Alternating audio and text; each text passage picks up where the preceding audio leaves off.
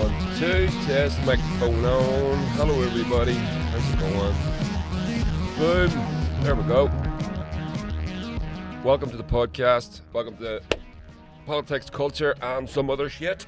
With me, your host, Andy McGibbon. How are we all doing? Hope you're all well. The normal housekeeping stuff, if you want to follow me over on Patreon, you can get all these things, the videos and the audios and everything over there. If you want to lend me your support, £1 a month, that's all. If not, it's fine. You can go and watch them anyway. It's all good. But yeah, so there we go. That's that done. What are we going to talk about? I mean, my God, what the fucking hell? It's just mad. The world is mad. So we're going to talk about the Epstein stuff, Epstein files. Also, we're going to move my camera a little bit. We're going to talk about Kinkora, Lord Mountbatten and all this sort of stuff. It's become increasingly apparent to us all that have got any ability to see the world around us, that we're ruled by a cabal of fucking paedophiles and even worse, cannibals, as it turns out, according to the latest Epstein files dump. And it's just fucking horrific, absolutely horrific. So we're going to go through a little bit of that, but first we're going to hit this story here with, the end of the Keir Starmer government is incoming. Maybe even today or tomorrow or whatever. I've heard people say that he'll hang on till May because there's a by-election, is it? I think there's a by-election or something in May, and they reckon that he'll hang on till then. Some people reckon he'll hang on till then because they want him to take the blame, which sounds plausible. I don't know, but either way. So turns out that the person that was running the whole project was this dude, Morgan McSweeney. And sadly, this is a Cork man. This is a fellow Irish person. And it's sort of disgusting to think that this right-wing figure could be a part of the destruction of the British Labour Party, which is supposed to be a left-wing party, but I mean it hasn't been for a very long time, as we know. But here's a bit of writing from Peter Oborne from a publication called a Byline Supplement. So Peter Oborne, he's a pretty good guy. We know who he is. Keir Starmer's chief of staff, Morgan McSweeney, resigned on Sunday afternoon following the fallout from the Peter Mandelson scandal. McSweeney, who was a close ally of Mandelson, had pushed for his appointment as the ambassador to the US despite his close relationship with Jeffrey Epstein. And this is the thing, and Israel weaves its way through all these stories like a fucking snake. As he prepares to leave Downing Street, we republish all of Peter Oborne's reporting on McSweeney, who Oborne identified early on as the most powerful individual in Britain. Click that away. Long before anyone else, Oborne traced how the backroom strategist had succeeded in seizing the levers of power while pursuing a factional war against the left and playing into the hands of the nationalist right. So, let me see if I get this right up to date, because I don't want to start. He starts, this is his diaries from 2024, so I wonder. So, yeah. No. So we're going to pass on that. We're going to skip on. So that explains to you who he was. Now, this is the interesting bit. Morgan McSweeney, the man running Britain. That's some claim, isn't it? And his ties to Israel. So, this is from the Electronic Intifada, which is a brilliant publication. Morgan McSweeney, the secretive Labour Party operative effectively running the British government, has been thrust into the spotlight in recent months as Prime Minister Keir Starmer's Chief of Staff, McSweeney is said to hold immense influence over the direction of the country. Recent book by The Fraud by investigative journalist Paul Holden exposed many of McSweeney's backroom dealings. The book has already led to 2 resignations at Downing Street, the Prime Minister's official residence and headquarters. However, despite calls to step down, McSweeney himself seems invulnerable to pressure. He's since stepped down since this was written. It is impossible to understand the slavish, pro-Israeli stance adopted by Keir Starmer and the Labour Party in recent years without understanding McSweeney. In November, the Health Secretary Wes Streeting, a stalwart in the pressure group Labour Friends of Israel, said there wouldn't be a Labour government without him. Journalist George Eaton wrote that the current Labour cabinet more than ever is made in McSweeney's image. But the man who preferred to operate in the shadows for many years now had his cover blown.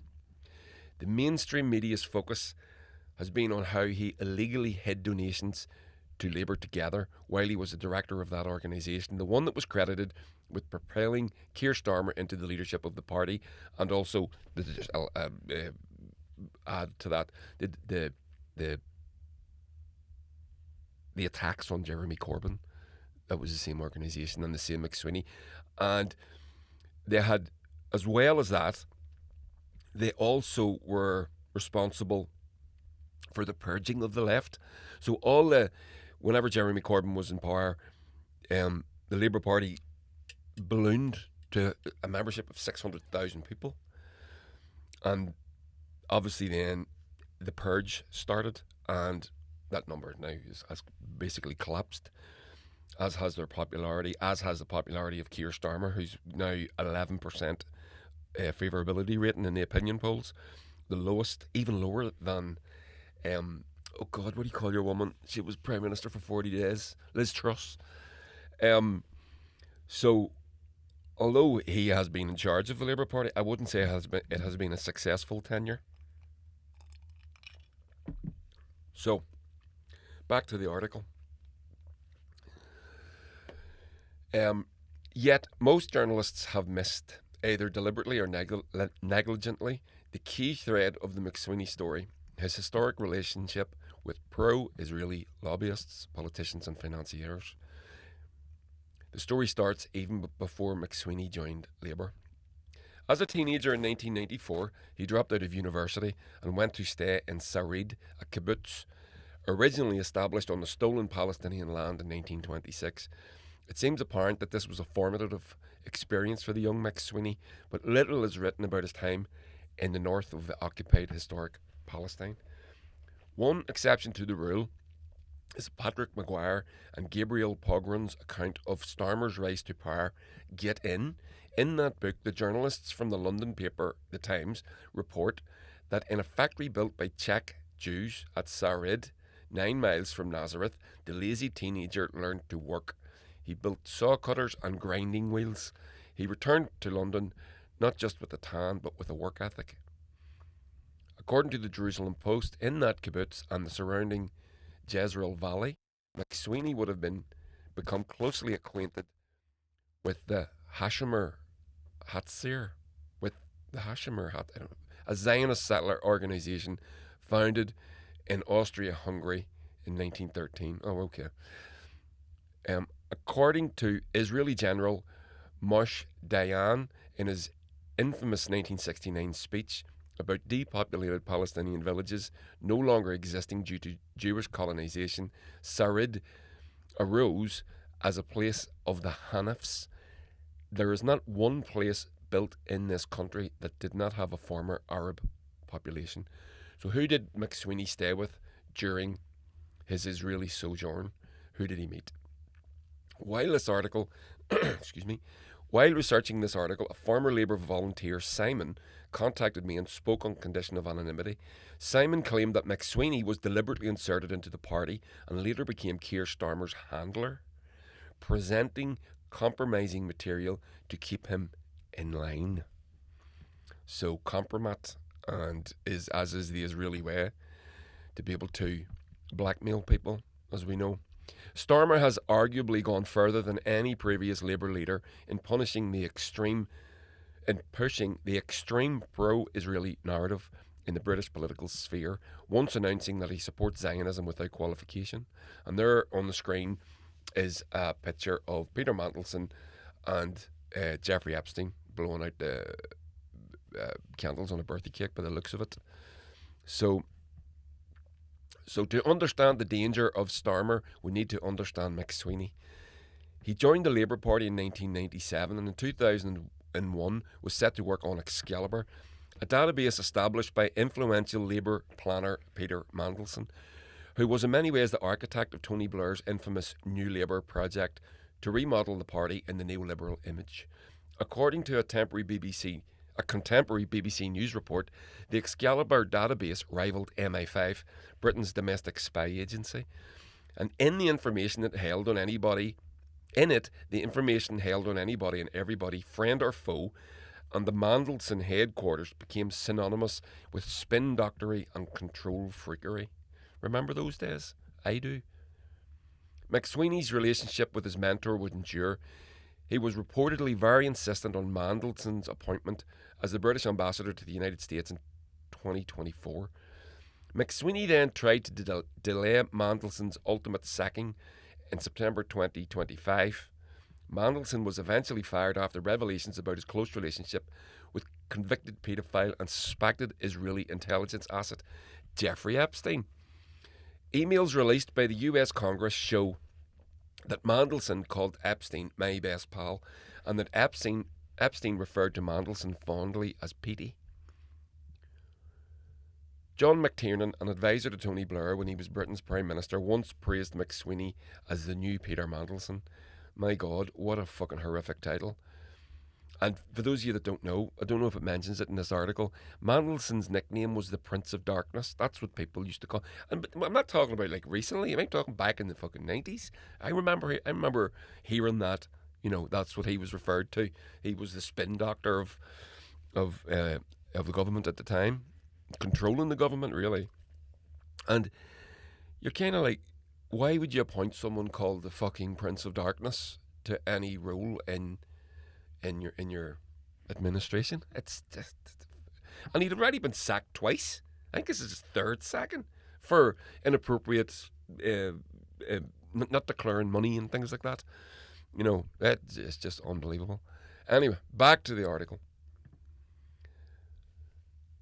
In a seemingly inexplicable move that embarrassed even his staunchest supporters, Starmer is alleged to have effectively overruled the British security services in promoting Mandelson, despite overwhelming evidence of his close friendship with Epstein. Was Starmer acting on the orders of McSweeney in appointing Mandelson?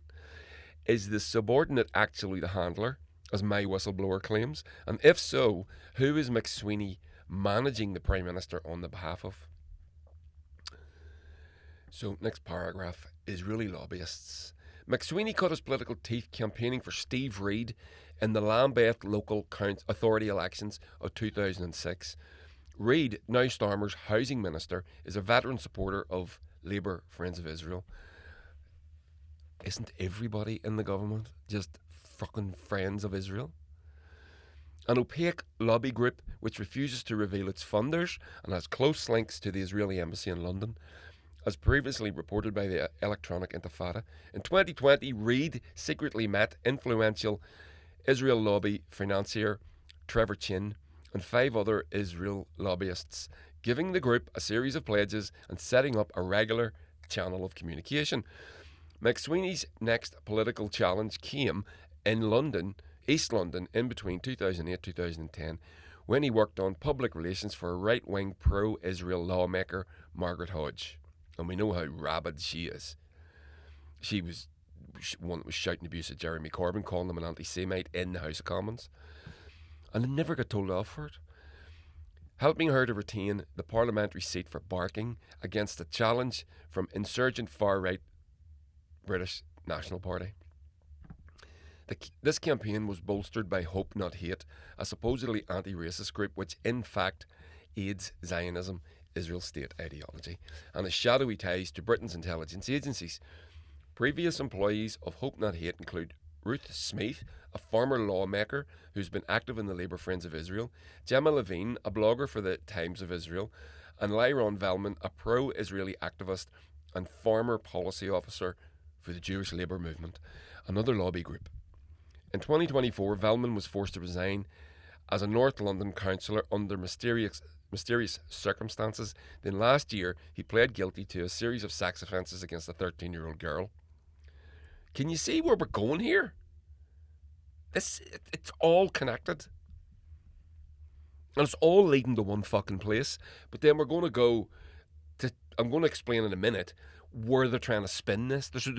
We all know who. It's all Israel. It's all Israel. We know it. We've got the proof of it. But what are they trying to do? Who are they trying to blame for all this stuff? Yeah, you guessed it. Russia. We'll talk about that in a sec. McSweeney's former team embarking on Dagenham gave an early indication of his political philosophy. Among them was David Evans, future Labour General Secretary under Starmer. Evans is reportedly a fierce critic of anti-Zionism and was later responsible for booting former Labour leader Jeremy Corbyn out of the party. Evans was subsequently rewarded by Starmer with a lifetime appointment to the House of Lords, Britain's unelected upper chamber. Hodge, a self-described committed Zionist, is also known for her role in allegedly covering up child sexual abuse ring which had infiltrated care homes in Islington, a London neighbourhood between the 1960s and 1990s. Under her leadership, the local authority in Islington was found to have ignored complaints of victims. Hodge herself in 2003 attempted to discredit one survivor who spoke out, but was soon forced to apologise for her smear campaigns against him under threat of a libel suit. And as recently as 2024, Hodge claimed her feelings were as a result of being badly advised, yet she still refuses to name those who allegedly advised her to ignore the complaints. During the Gaza genocide in January 2024, Hodge took part in a propaganda trip paid for by Labour Friends of Israel. She met Israeli President Isaac Herzog, who famously claimed that there are no innocent civilians in Gaza, a statement cited by South Africa in its case against Israel in the International Court of Justice for the crime of genocide. And as with Evans, Starmer rewarded Hodge for her services with a life peerage nomination. Protect Trevor Chin, next paragraph. And we've a wee bit more to go, but I want to read you this whole article. It is long, but we're getting through it rightly. So, McSweeney's next outing was in 2015 when he reportedly masterminded Liz Kendall's doomed Labour leadership campaign. Evidently, even McSweeney's political genius had its limits. In a stunning victory, Jeremy Corbyn won the leadership and Kendall came last with 4.5% of the membership vote. In November 23, as the Gaza genocide unfolded, Labour Friends of Israel supporter Kendall was asked whether the Labour Party would condemn Israeli use of white phosphorus, an incendiary weapon, the use of which is heavily restricted by international law. I think it would be unwise and we are not on the ground to comment, she replied. But the reason McSweeney had been ejected from his... But the reason McSweeney had been ejected from his self-imposed cocoon and propelled into infamy in recent months stems from 2017, when he became director of a company called Labour Together Limited. And as has now been widely reported, McSweeney failed to report almost $1 million worth of donations to Labour Together, who were later fined for breaking UK electoral law more than 20 times. A regulator accepted McSweeney's questionable explanation that this failure was an accidental oversight, meaning the fine was relatively low, just over $19,000. However, many journalists reporting on the scandal have failed to examine who was funding Labour Together. McSweeney is reported to have concealed the donations, at least partially, to protect Trevor Chin, Labour Together's great benefactor. Arguably, the British pro-Israeli lobby's most important financial backer, Chin has personally bankrolled both Conservative and Labour Friends of Israel. Which shows you where the priority is. They're supposed to be British, but they're not. It's another word I'm going to start using a lot. I use it often. I'm going to start using it more. traitors. These people are traitors. This whole episode, this whole podcast is just exposing one traitor after another. They're loyal to another country, which is the definition of a traitor, is it not? That's what I thought. So,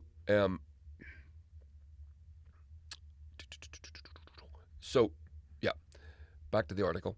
In 2024, he was awarded for service to the state of Israel by genocidaire Isaac Herzog.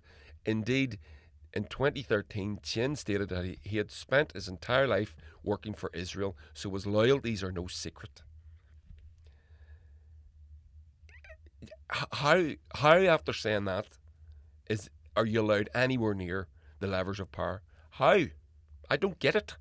Well, if you think everyone else isn't being bribed and blackmailed and paid off, then that's how it happens, obviously.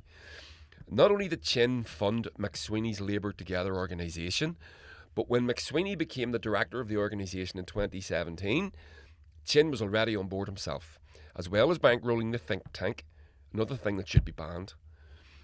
Chin also personally bankrolled Keir Starmer, Angela Rayner, Rachel Reeves, Bridget Phillipson, Lisa Nandy, Wes Streeting and David Lammy, who would all go on to take leading roles in the Labour government elected in 2024. Do you see this? I mean, that is like a fucking who's who of every fucking pro-Israel, Zionist, genocide-denying bastard that's been at the top of the Labour Party for the past fucking 4 years. Keir Starmer, Angela Rayner, Rachel Reeves, Bridget Phillipson, Lisa Nandy, Wes Streeting and David Lammy. All funded by Trevor Chin, the Zionist who has spent his entire life working for Israel, by his own confession. And it's not a confession. He's not confessing. He's bragging. So, getting to the end of this. Pro-Israel funders.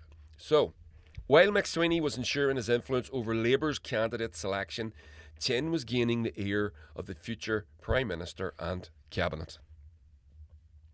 Another funder of Labour Together was Gary Lubner, who also has donated more than $8 million to the Central Party since 2022 and financed many of their new batch of MPs, including Labour Friends of Israel, Vice Chairs Damien Egan and Mike Tapp, as well as the Justice Secretary David Lammy. But Lubner also funded the election campaign of Margaret McSweeney's wife, Imogen Walker, who was conveniently selected for a safe seat in Scotland and elected in 2024. Epstein's friend Peter Mandelson also helped fundraise for Walker. McSweeney's influence is also widely credited with the candidacy of veteran Israeli lobbyist Luke Ekhurst in Durham City, in which he had no apparent connection prior to the general election in 2024. Once described by an Israeli embassy spy, Shai Massot, as one of the best in Labour, Ekhurst was chosen for the seat after a secretive selection process, excluding members of the North Durham constituency party. I remember that being quite controversial at the time. A lot of people resigned from Labour over that. Incredibly, Ekhurst was himself a member of the Labour National Executive Committee that was in charge of vetting candidates. A 2024 prospective parliamentary candidate for Labour in London, Sarah, not her real name, contacted me with her own experience of being dragged before a 3-person panel consisting of Ekhurst, Sharma Tatler and Anu Prashar. I was given 5 minutes notice and then told I wasn't suitable with no right to appeal, she told me. Who specifically gave the undeclared donations Labour Together was fined for has not been made public. But leaked emails revealed that McSweeney was advised to explain the hidden donations as an admin error by the long-standing Labour Party lawyer Gerald Shamash. Shamash previously threatened to sue anti-Zionist writer Tony Greenstein on behalf of both the Labour Party and Scott Horner, a Labour official who got a local branch discussion on sanctions against Israel banned in 2021. Once again rewarding his loyalists, Starmer made Shamash a life peer. It's just dripping in corruption. McSweeney's Labour Together board also included Lisa Nandy, today Britain's Culture Secretary. Nandy reported reportedly, demanded to know why no one at the BBC has lost their job after the broadcast of Gaza, How to Survive a War Zone, a documentary to which the Israeli lobby objected. Well, of course they did, claiming it was too sympathetic to Palestinians. The BBC subsequently pulled the programme. Nandi has also received tens of thousands of pounds from Israel lobbyists Stuart Roden and Trevor Chitton. There you go. By the way, I don't pay for my TV licence, and you shouldn't either. I refuse to pay for that shit. You can do it, Google it, go onto your fucking... You can find a website and it tells you all how to do it. It does work. They will come to your door, you tell them you don't watch it, and they fuck off. Right, last paragraph. McSweeney supporters are also a reflection of his ideology. Proud Zionist and conservative peer Michael Gove, who recently wrote that the genocidal Israeli military should receive the Nobel Peace Prize, fucking hard to believe that, but true, has praised McSweeney as a fighter, ruthless in identifying the real enemy. Last year, McSweeney successfully lobbied for Australian press baron Rupert Murdoch, a close friend of war criminal Benjamin Netanyahu, to be invited to the state banquet being put on for Donald Trump's UK visit. McSweeney and Murdoch sat next to each other at the dinner. Starmer's recognition of Palestine as a state is a smokescreen. McSweeney is running the government, and he was. Recent polls have stated that Starmer is the most unpopular British Prime Minister in history. An enduring image of this serial failure will be his infamous radio interview when, in response to a question about cutting off electricity and water to the entire population of Gaza, he said that Israel has that right. Wow. But as always, McSweeney was operating behind the scenes. As the Gaza genocide commenced and some dared to express disagreement with Starmer's horrific comments, he messaged colleagues, "We can be stronger. We need to make it more about Hamas." McSweeney may have been lionised by party insiders in the past as a saviour of the Labour Party, who pulled us out of the mire, but neither his career-long devotion to the Zionist cause nor his Mandelson-inspired political dark arts seem sufficient in saving Starmer from the political scrap heap. Starmer's downfall is now a matter of when rather than if, but perhaps the real question is, how long can McSweeney remain ensconced in number 10? Well, we know that he's not there now, so not long. And this article was written by Jodie McIntyre, investigative journalist whose work can be found jodymcintyresubstack.com. And it's a brilliant article. Well, I just read it to you, but there's all the citations and the research full of links. You could, I dare say, you could just take you a week to fucking read all of those. So there we go. So Morgan McSweeney is no more. He's resigned from the Labour Party anyway as Chief of Staff. And a couple of others have resigned as well. Excuse me, just took a wee drink there.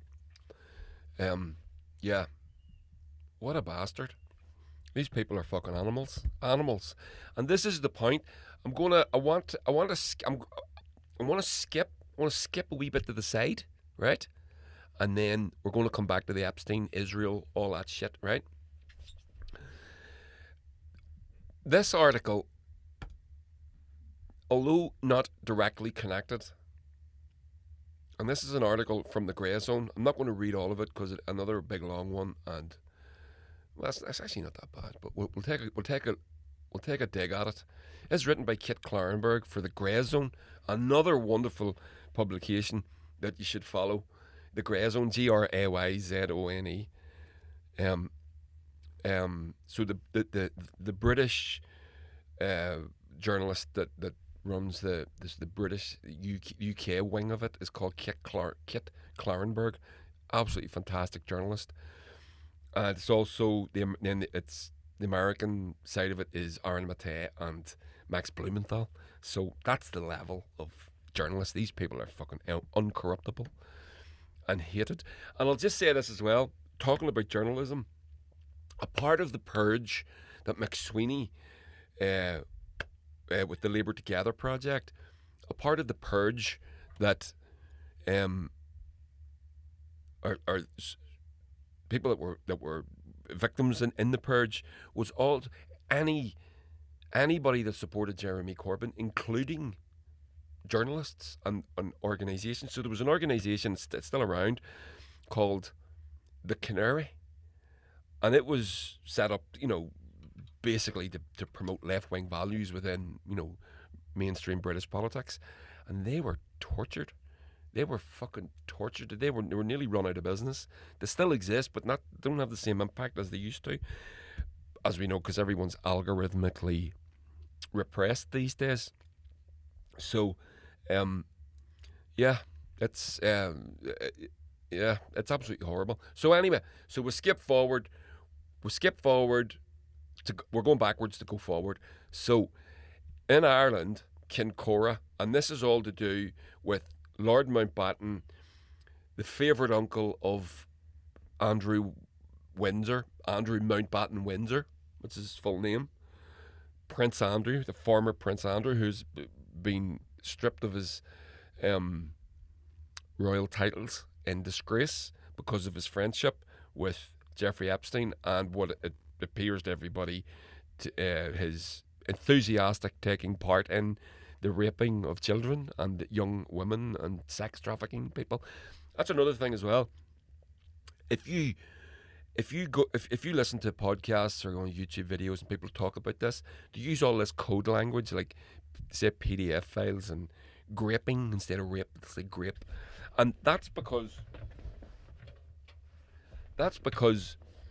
the algorithms pick up on all that stuff and then they repress your videos. But my channel is so fucking small, it literally couldn't be repressed anymore.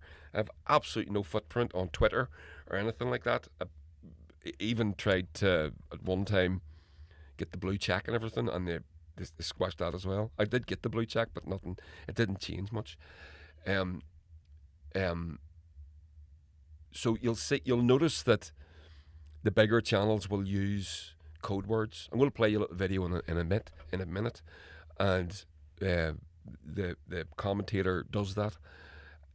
So that's what that is. If you hear them doing it, I don't do it because I don't give a fuck. And it doesn't matter. I mean, as I said, my channel is so small, it's not going to make any difference. So Kinkora, British intelligence run sex abuse brothel. This was written by Kit Clarenberg from February the 6th. Today's the 10th. Oh, by the way, today's my birthday. Just thought I'd let you know that. And no, I'm not telling you how old I am. 54. Right. Here we go. It's all connected. This is all connected. It's all, I know we've gone back 30 fucking years, more, 50 years, but it's all connected. Half a century after the public learned that the boys at a Belfast group home were sexually assaulted by senior staff, a key question remains unanswered. Was British intelligence implicated in the abuse conspiracy, and did Kinkora serve as a honeypot to entrap and blackmail powerful figures? Now, who does that sound like? Does that sound like anything that's been in the news recently? A vast trove of declassified files on Jeffrey Epstein's sexual political intelligence escapades released in the US Department of Justice has once again thrust disgraced former Prince Andrew William Mountbatten Windsor, did I say William there? It's not William, into the spotlight, with British police reportedly reviewing Andrew's past sexual activities and links to Epstein. Questions are growing about whether Britain's spy agencies were aware of Andrew's alleged escapades with minors. If the darkest rumours turn out to be true, it will not be the first time a British royal had been embroiled in a child rape conspiracy with spy agency involvement. Back in 1980, a scandal erupted when the Kinkora Boys' Home in occupied Ireland was exposed as a secret-run brothel by powerful paedophiles. Chief among the alleged perpetrators was Lord Mountbatten, Andrew's great-uncle. From the very beginning, hints began to appear that MI5 and MI6 knew of the child abuse taking place in Kinkora, and could even have been running the group home as a part of a dastardly intelligence plot, with Britain's domestic and foreign spies engaged in a savage dirty war in Ireland, and both services running operatives in Republican and Unionist paramilitaries. Kinkora would have provided an ideal means of recruiting and compromising political assets. Official investigations have strongly insinuated British intelligence chiefs had close bonds with many individuals who ran the boys' home. In May of 2025, veteran BBC journalist Chris Moore published a forensic account of the case titled Kinkora, Britain's Shame, featuring four, and if you want to read that, the link is on the article there. Featuring 4.5 decades of first-hand research by the author, its groundbreaking contents have been met with general silence by the British mainstream media. Well, fucking colour me surprised.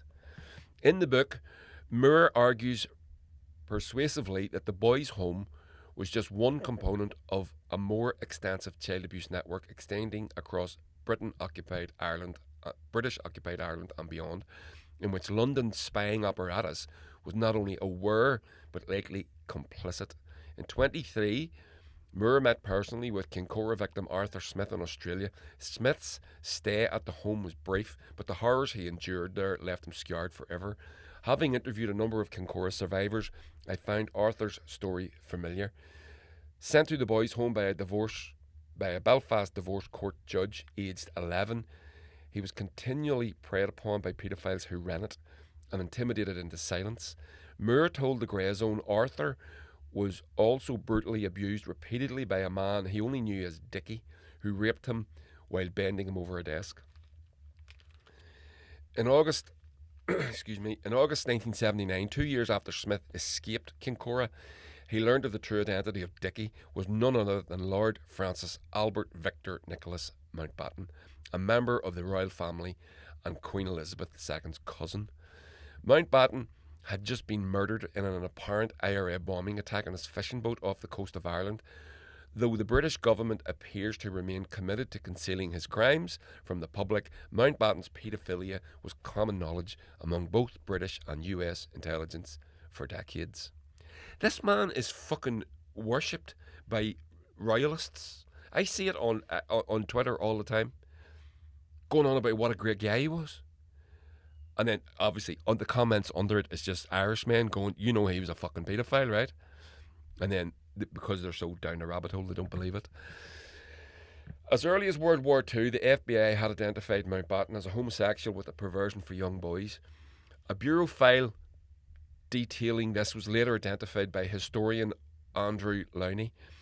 After requesting other files the bureau maintained on the Royal, Lowney was informed by US authorities they had been destroyed. Lowney says he was told by an FBI official, that the files were only disposed of after he asked for them, indicating they were clearly shredded at the request of the British government.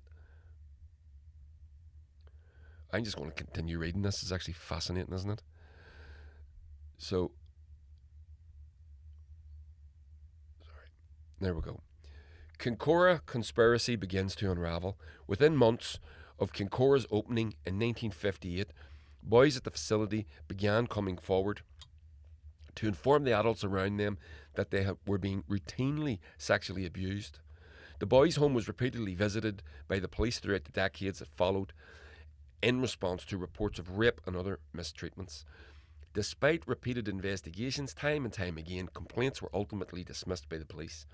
Reports of sexual abuse spiked dramatically in 1971 when a prominent loyalist named William McGrath became the group home's housefather and was placed directly in charge of the boys' day-to-day lives. Moore documented numerous harrowing accounts in which the victims described as being sadistically raped by McGrath to the point of internal bleeding, with the boys' silence ensured by threats of violence. Moore attributes police inaction to the skillful manipulation of Kinkora's director, Joe Mains, who successfully convinced officers that accusers were simply lying as revenge for perceived slights by staff.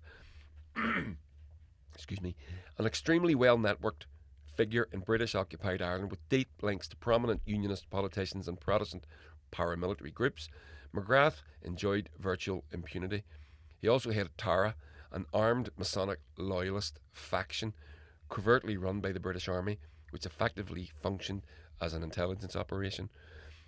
In conversations with colleagues, McGrath was known to boast about his work with British intelligence and the regular trips to London which it entailed. A police source confirmed to Moore that MI6 had an interest in McGrath since the late 1950s, and that everything McGrath did from this point on was known to British intelligence.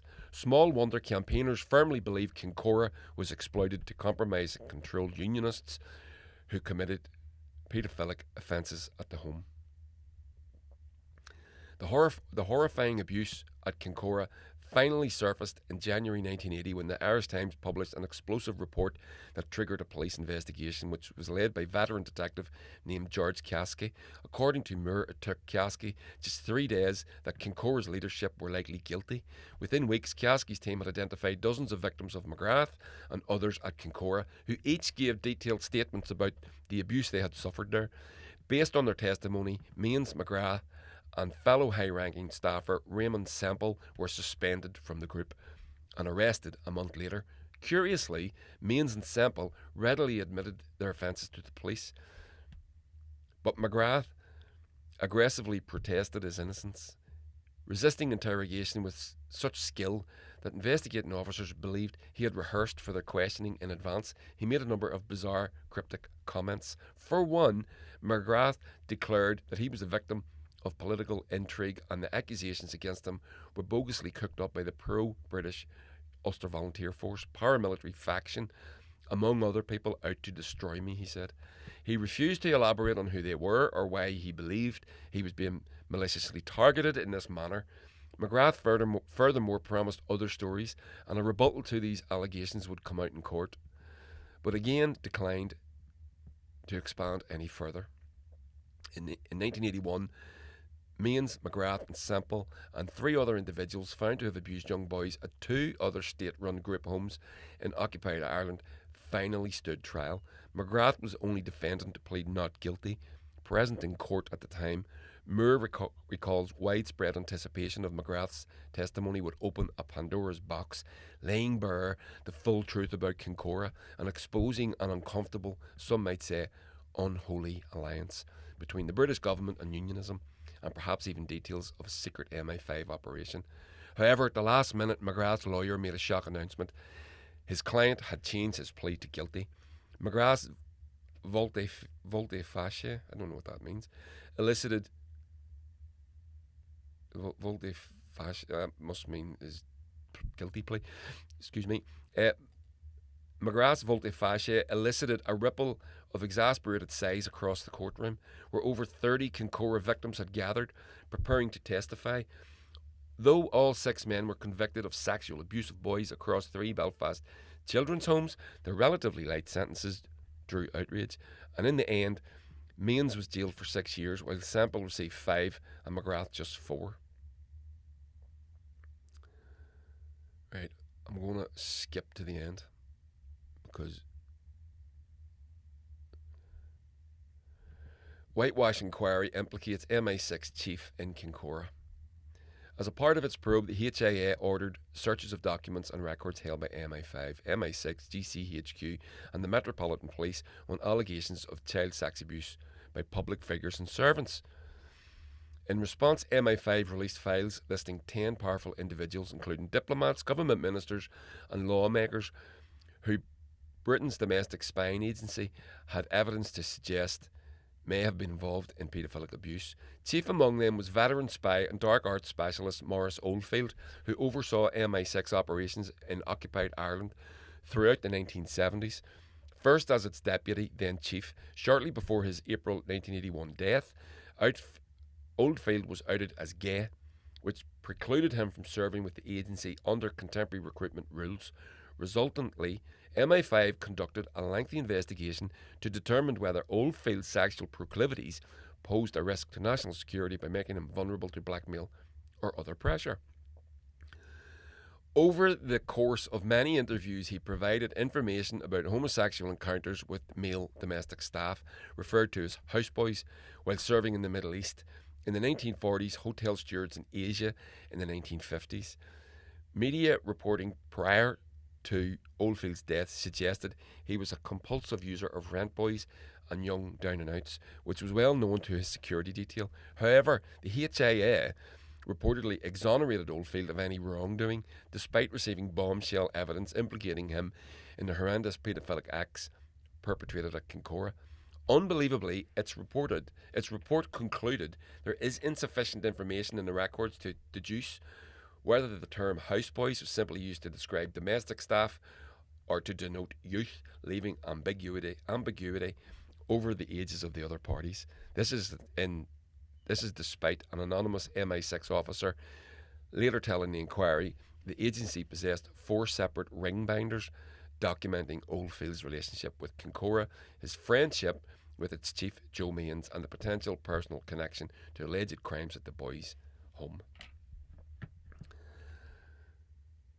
Yeah. So that's...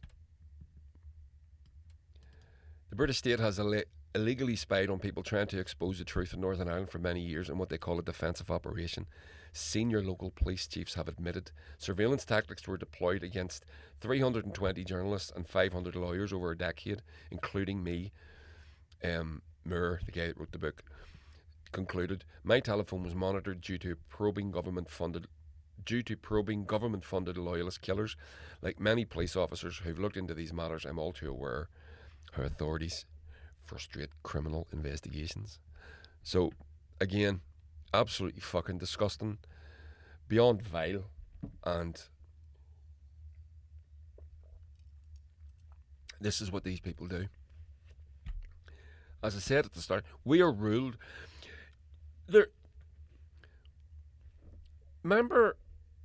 you remember a few years back, and everybody, whenever you hear people on the right, and they were talking about QAnon and all this sort of stuff, and they would say about these devil worshippers and stuff, and they would say all these things at Pizzagate and all that stuff in America and New York and all this sort of stuff, and it was all so fucking bizarre and fanciful that they sort of discredited themselves, because normal people, I think the reason they use the words like satanic, and then that puts you off. You go, fuck off, they're devil worshippers. I'm sorry, if you do this, if you do these things that are alleged in these Epstein file releases, you are satanic. You are a satanic person.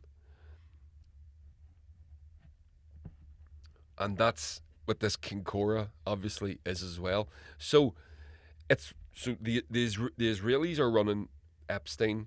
The Israelis are running the Labour government. The British government has been running sex abuse, paedophilic honey traps in Belfast. The Kinkora thing is well known in Ireland. It's a part of the story. It's what they do. But who are they trying to blame? So we know Mountbatten was one. We know Andrew Windsor is probably one. We know he's up to his neck in it. Who are they trying to blame? Well, Russia. So here's an article from Sheer Post. The Western press are trying to spin Epstein as a Russian agent. And I'll show you a government minister. So here is Andrew Marr. This is fucking staggering.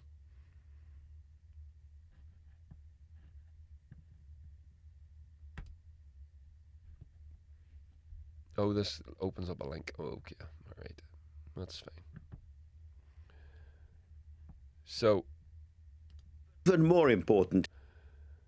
So this is Andrew Marr, LBC. It's well worth exploring whether there might be a genuinely ominous backstory. Andrew Marr puts forward the possibility of a Russian connection to Jeffrey Epstein's criminal activity. Fuck me, do you honestly think we're fucking retarded? Let me begin tonight with something that I think is even more important, even more extraordinary. Growing suspicions of a Russian connection. Epstein had apparently limitless supplies of money. Where did it come from? Israel. he procured many young Russian girls. Why was that so easy for him? Because he was fucking very clever, determined, rich paedophile. The files released show more than 1,000 documents which referred to Vladimir Putin, and 9,000 referring to Moscow. The FBI says that he was Putin's wealth manager. Oh, do they? Oh, the FBI say, oh, okay, nothing to see here. Just believe the FBI, because they wouldn't fucking lie, would they? Epstein filed all of his messages. He filmed and taped powerful Western leaders in deeply compromising situations. Why? Doesn't it make you wonder at least about the possibility of a KGB operation big enough to KGB haven't existed since the fucking the collapse of the Berlin Wall. KGB don't exist anymore. And by the way, I don't know how this network works, this media thing, but it's stunning to see how all on point, all the mainstream media channels, both sides of the Atlantic, all are at the same time. They all spun this exactly the same time. The message goes out, you've got to say this is Russia, and they fucking do it. So why would you listen to this clown? Why would you listen to this clown? Why would you listen to the BBC? If they say shit like this, which everybody fucking knows is nonsense. Snare former presidents and prime ministers and the leaders of some of the world's most powerful companies. I know, this all sounds impossibly sensational, conspiratorial, a James Bond villain plot in real life. But there is so much smoke billowing out of one of the most extraordinary establishment crises in my lifetime that it is well worth exploring whether there might be also a genuinely ominous backstory. Fuck. Let me begin. Get fucked, you fucking asshole. What the fuck? Who's paying him? How much? I mean, he said, so we know Epstein was Mossad. We know this. We know Rupert Murdoch before him was Mossad. We know Ghislaine Maxwell, Mossad. All Zionist Jews. We know. He says Russia is mentioned 1,000 times, or Putin, Moscow is mentioned, and Israel is all over this. We know.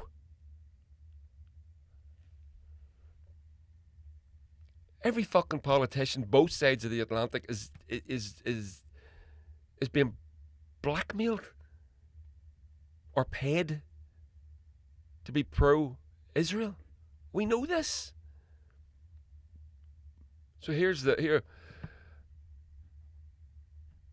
Oh, here's what. Oh, that's a good. I'll open this up. So here's another wee tweet.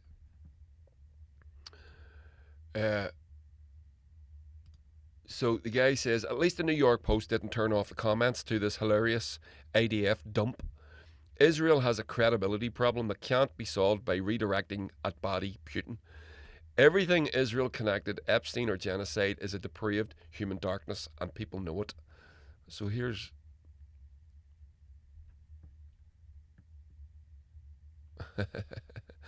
So Epstein emails reveal. So this is a New York Post tweet.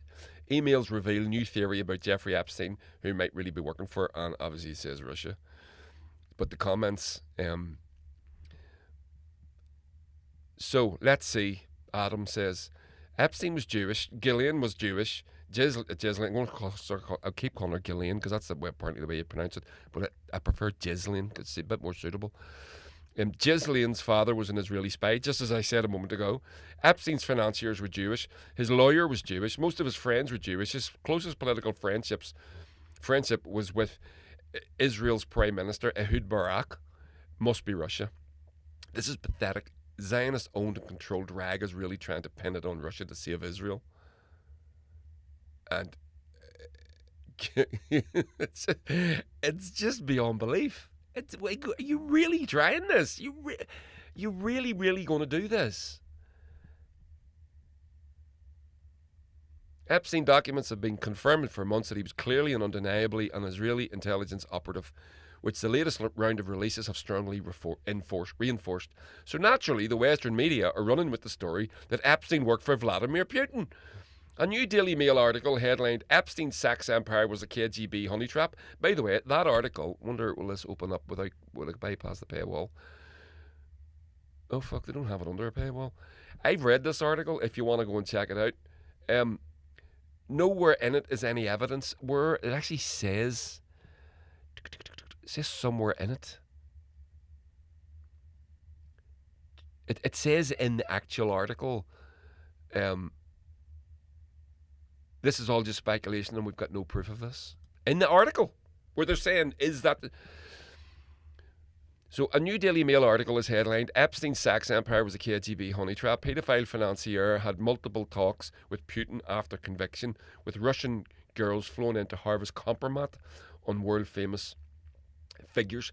The Daily Mail is owned and controlled by billionaire British aristocrat Jonathan Harold Esmond Vere Harmsworth, 4th Viscount of Rothermere, my good God, who was the subject of a recent Guardian article titled Move Over Murdoch, Will Lord Rothermere be Britain's most powerful media mogul? And there's a picture of Epstein wearing, as someone says, his KGB shirt, his fucking ADF shirt. Israel Defense Forces shirt, yep. So, a headline from the Telegraph blurs Epstein's links to Putin and the Kremlin spies raised fears he was a Russian agent. The Telegraph is owned and controlled by British billionaire Sir Frederick Barclay. A headline by Rupert Murdoch's son, as FBI files reveal fake passports, secret recordings and links to the KGB, and Putin was Jeffrey Epstein a Russian spy. It should be noted that according to Betteridge's law of headlines, any headline that ends in a question mark can be answered by the word no. That's interesting, I've never heard that before. Emails reveal a new theory about whom Jeffrey Epstein was really working for. Reads a headline from Murdoch's New York Post, with author Anthony Blair writing that emails showing unnamed sources discussing meetings between Epstein and the Russian president are prompting questions about whether the disgraced Wall Street figure may have trafficked girls from Russia in a state-backed effort to run the world's largest honey trap to ensnare the rich and powerful. It's staggering. It is absolutely fucking staggering. Imperial propagandist Andrew Marr is saying it on LBC, just as I've played to you, that there are now growing suspicions of a Russian connection to Epstein, suggesting da-da-da-da-da. This is, of course, ridiculous. Epstein is a known intelligence operative for the state of Israel, not Russia. This is established fact and has been for some time. And they all had it all at the same time. All within the same 24 hours. Or blah, blah, blah, blah, blah, blah. It's fucking desperate. Absolutely desperate stuff. And here, and this is the one, I said this to you earlier, one of the words that I want to bring back into fucking fashion is traitor. If you're a public servant and you're out there shilling this crap, you've been told to say this because nobody, even they know, they don't believe this. They no more believe this than you do, than I do. They know it's nonsense. So why are they doing it? Because they've been paid. They've been fucking paid. So they're being paid to tell lies about another country in his own parliament. So he's a traitor. So this is Afshin Ratanzi, another brilliant journalist.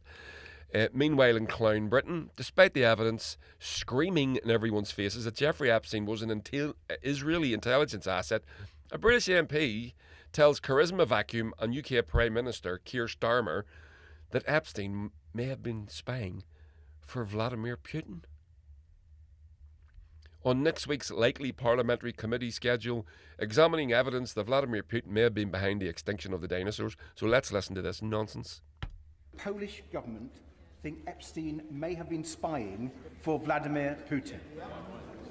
Is the Prime Minister concerned that Peter Mandelson may have been leaking state secrets, not just to a paedophile American financier, but also a Russian agent. Jesus Well, Christ. Mr. Secretary, talks of a public inquiry. Obviously, the focus now has to be on the criminal investigation which has started. As he knows, that investigation will go wherever the evidence leads it, and I've made it absolutely clear that the government will cooperate, as he would expect, with that criminal investigation wherever it goes. Polish government. It's actually breathtaking. It's actually fucking breathtaking. It just, I mean, it's stunning. I just don't get it. What are you trying to... Do you think we can't see you? I think the world is broken. I do. I genuinely think it's over. The West is lost. It's been lost for a very long time, in my opinion. I've never been a great fan. But I think it's over. People aren't falling for this. There's... Like... Even the commentators I would listen to, you know, podcasts and stuff. I mean, people think like people like Jimmy Dore, who I'm a massive fan of, and an inspiration for me doing this podcast. They're just sort of saying there's no point in voting anymore. It's done, and it's hard for me to disagree. It's hard for me to disagree with that. As much as I want to have enough faith in the system and that something as important as voting and to elect the people who govern you. But it's become increasingly obvious over the course of my lifetime and this past few years, speeding up, it's become increasingly obvious that the people that we elect to govern us aren't governing for us. We're giving them great power, and they're governing for the highest bidder. I saw something there the other day. It was, what would you ban if you could ban something? Well, I would ban marketing. So advertising, I would just ban it. You're not allowed to advertise. You're not allowed to take out an advert. Everything goes off on its own merits. If you have to take an advert out to confuse people into buying your crap, it means it's crap. It doesn't work. Or it's bad for you. Or it's somehow evil. In politics, I would ban lobbying. You're not allowed to lobby anything. And also make politicians, that's their only fucking job. And I'm sorry, mate, you're getting, I don't know what an MP gets these days, 89 grand. That's enough. So shut the fuck up. You get more in the private sector. You're not working in the private sector. You're working in the public sector. And by the way, you're there to serve. It's called public service. And you'll get a nice pension and you'll be happy enough. You'll never be a billionaire, but you'll not do too bad on £89,000 a year either. With all your fucking expenses paid for. Making out like they're fucking paupers. Jesus Christ. I would ban lobbying. Because, and that's what the Labour Friends of Israel and all these groups are, think tanks and lobby groups.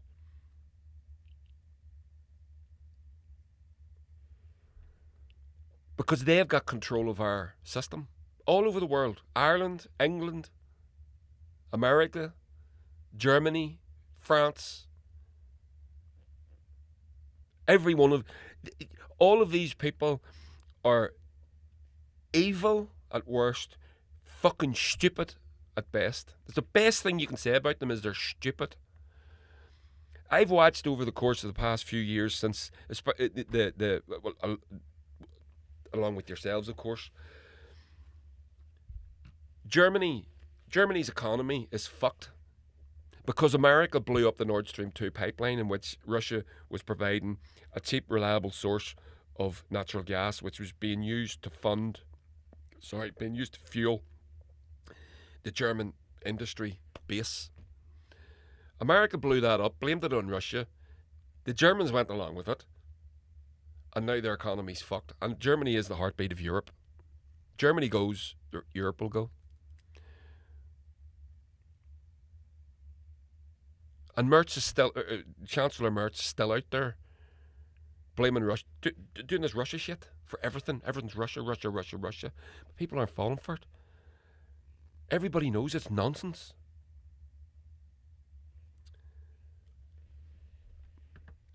And there's no faith in the system anymore. People, they're changing laws. They're arresting people, changing laws because they're protesting against a genocide. These things are very, very damaging to the establishment. Very damaging. I don't know how it plays out. I really don't. And getting back to the podcast that I have planned for you, traitors, talking about traitors. Tommy Robinson, this is one of his tweets. Whilst there's plenty to think about when it comes to Epstein's links to powerful politicians, royals and intelligence services, there hasn't been too much mentioned about his connection to power players in Russia. There's he at it. In the latest release from the Department of Justice, Russia appears 5,553 times in the documents. Donald Trump is mentioned over 30,000 times in the documents. He's still the President of the United States. And is apparently under no pressure to fucking explain himself. Epstein had direct links to Sergei Balyakov, a former Russian deputy economic development minister and Kremlin-linked figure who helped Epstein with visas and invited him to Russian economic forum. That's probably true. That might be all true. What's your fucking point? We know he was Mossad. We know. Everybody knows. But yet now there's Andrew Marr, the Daily Mail, the Daily Express, the Sun, the New York Post. This fucking clown. All jumping. Jump how high? How high, master? All being given the fucking mission. Right, off you go. You gotta blame Russia on this to deflect from the fact that it's Israel, the most evil fucking nation that's ever existed. And then this is Maria Zakharova.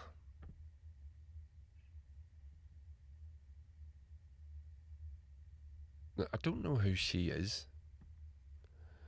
Maria Zakharova, let me just...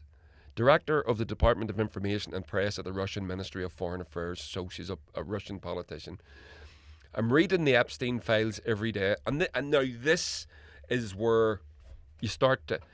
So all the commentary you hear coming out of the official channels, the newspapers, etc., they just make you blow... You just blows your fucking mind. You shout at the TV. You do things like, I'm not listening to this crap anymore, because you know it's fucking lies. Then you read this, and you think, thank fucking God, somebody's fucking saying something sensible. I'm reading the Epstein files every day with incredible effort. It's pure hell. After a quick perusal of the diary of a girl he intentionally impregnated to obtain live experimental material, true, assisted by his constant companion, Ghislaine Maxwell, I have several questions. Why did his accomplice only get 20 years, Ghislaine?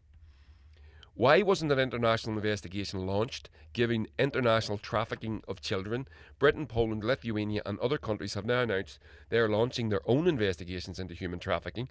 Washington should have picked up this trail when it first took up the investigation into Epstein's crimes.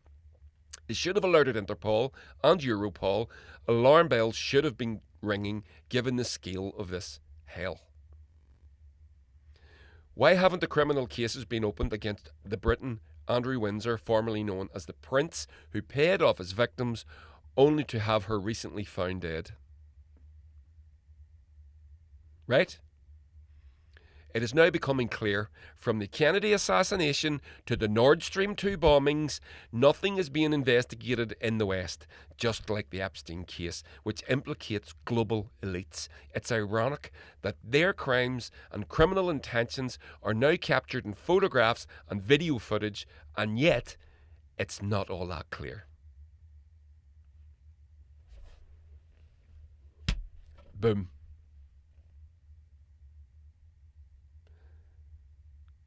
So, the crimes that have been revealed in this latest batch of Epstein, which is only apparently not less than half of the documents that do exist, everything from cannibalism to paedophilia to rape, child trafficking,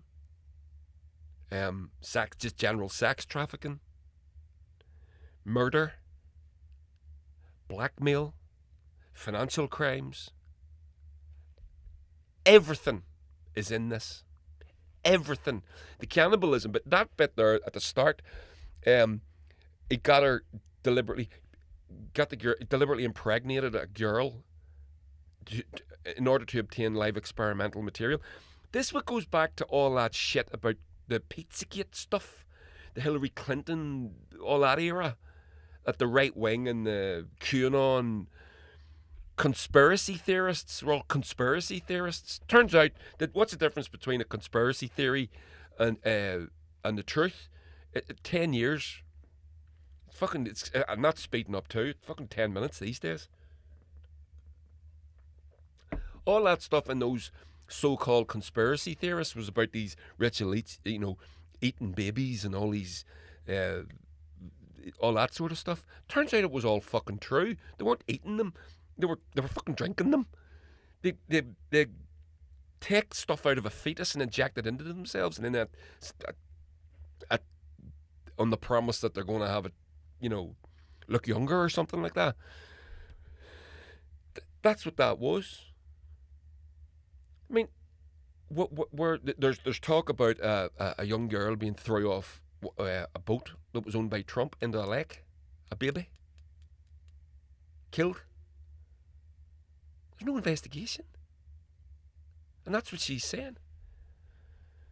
It is now becoming clear, from the Kennedy assassination to the Nord Stream 2 bombings, that nothing is being investigated in the West, just like the Epstein case, which implicates global elites. But they're lifting fucking 80-year-old pensioners and people in wheelchairs for protesting for Palestine action and putting them in front of a judge. There are people still under arrest for this nonsense.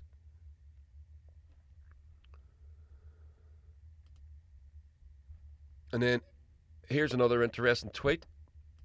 People in the Epstein files: conservatives, liberals, Zionists, imperialists, billionaires, tech bros, and presidents. People that are not in the Epstein files: Antifa, unionists, as in people that are in unions, not unionists from Ulster Unionists, Palestinians, communists, drag queens, transgender athletes, workers, or the BLM movement. Interesting, isn't it? And this is why culture, again, a little tangent, this is why the culture war nonsense is just that. It is fucking nonsense. I refuse to fight it, talk about it, discuss it. I don't give a fuck what you are. You can do what you like, as long as it's all legal and, all that sort of stuff. It's nonsense. Show me the fucking money, Lebowski. It's all about the money. It's all about the money. So here is Blakely, another fantastic commentator, and this is what she has to say about the Epstein files, this recent drop. Gonna add libs of TikTok and Shia Reichik to this. Being real quiet today. Where you guys all at? It is awfully quiet over on right-wing Twitter. I'm sure you'll be shocked to find out that Shia Reichik, the Mossad op from Libs of TikTok, hasn't said anything about this. Her entire page is pretending to care about children while actually ignoring violence against children and demonizing queer people. Wonder why she's not interested in this story. Where'd you guys go? You guys were so excited to pose with your Epstein file binders. This guy's on his Twitter trying to distract by posting clips from old Seinfeld episodes, which, odd choice for today, but okay. However bad you guys think the Epstein files are, they are so much worse than you think. We don't even have the half of it, okay? Like, what is being reported is so demented and sick and evil that on most of the apps, you can't say it. You can't talk about it. Remember, I was saying this earlier on. They can't, like, you get, these people are monetized. They'll get paid for, because of big channels. So they get demonetized. Or, in some of them, you just get completely shut down. They just won't show your video to anyone. They'll kick it off the thing. If you say the words... So fucking childish, isn't it? About it. That's how vile they are. That's how gruesome it is. Which is why it's really important that everybody go look on a website where they're not being totally hidden and see what's in them. I promise you, you are not prepared for some of the dark, heinous shit that's in there. It is no wonder that so many people work so hard to prevent them from coming out, because just the small amount we've seen, our entire ruling class, the actual people that own and run this country and the world, are all... We are ruled by billionaire who are interested in extracting wealth from working class people and children. Gonna add Libs of TikTok and Shia right. So the word that was being blanked out there was paedophiles, as you probably have fucking figured that out. So there we go. I'm going to... That's the pod, more or less. It's just staggering. It is just fucking staggering. I don't know what the answers are. I don't know how we're going to get out of this. I don't know how things are going to be made better. I really don't. Everything is fucked. But I'm going to end on something happy. So I've got this little segment called Tell Me Something Good. I'm going to bring this in every week, every podcast. Tell me something good. Okay. So...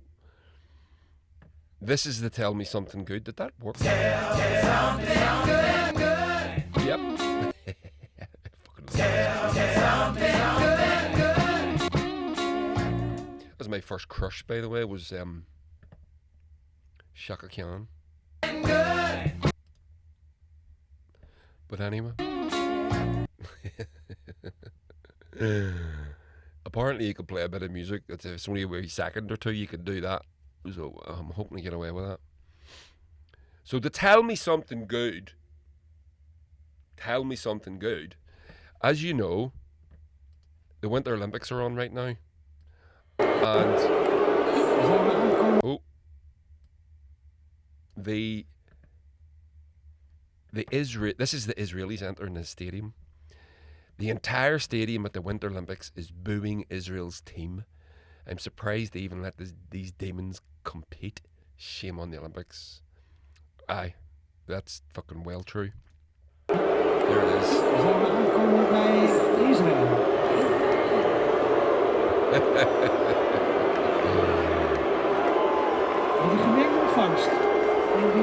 That's awesome. That's awesome. So that's So that's... I just love that. That's great. But it shows you, again, it is illustrative of the gulf between the ruling elites, a word they give themselves. I certainly wouldn't use that to describe them, and the people. Israel should be kicked out of every international body there is for sport to everything. Clearly, Russia's banned for invading Ukraine. So, what they're doing is worse. So, what's the fucking problem? Everybody can see it, except the paedophilic ruling elite, the evil satanic paedophiles that rule the world. And this is what we fucking are. This is where we are. The evil, satanic, child-raping paedophiles that rule the fucking planet. To them, Israel is grand. To the rest of the world, boo. Fuck you. And that's all we can do. So, woo, heavy as fuck, isn't it? So there we go. Right, that's the end of the pod. We're done. Let me turn all this off. So, thank you for joining me. You can head over to Patreon if you like. Oh, and Upscrolled. Did I tell you about this last week? I've opened there's a new social media alternative to likes of Twitter and things like that called Upscrolled. So I've started an account over there. So if you wanna, the what they say they are is they're not going to ban anybody or shadow ban people. Like I'm shadow banned on Twitter. I know I am. So they're not going to do that. So yeah, if you want to head over there, Upscrolled. I do like it. I think it's quite good. It's sort of like a cross between Twitter and TikTok, I think. Or Instagram maybe. It's got a wee bit of all of that, but it's really good. So yeah, Upscrolled, and like, share, subscribe, and do all that sort of cool stuff. Okay, that's me. Toodle pip, everybody.